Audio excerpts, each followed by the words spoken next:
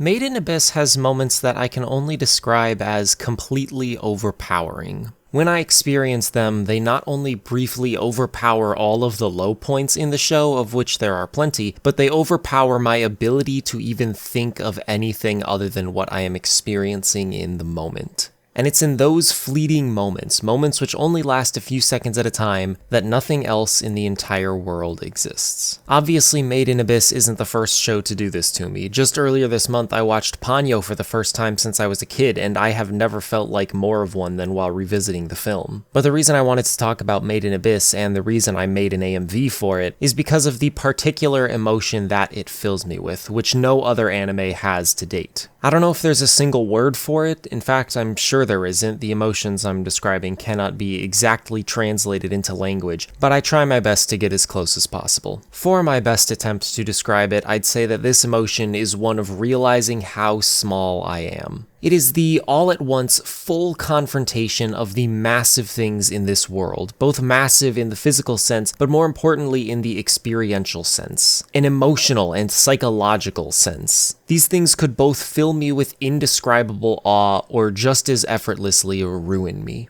When Riko explains that 90% of the creatures in the abyss are unnamed, I think about how 90% of our own ocean here on Earth is unexplored. When she and Reg eat dinner together, I think about the simple joy of connecting with another human being. And when Riko nearly suffers an excruciatingly horrible death and is permanently scarred from it, simply because she was standing a couple feet to the left, I am reminded of how easily we can be incidentally stripped of life despite the inconceivable magnitude of its value to us.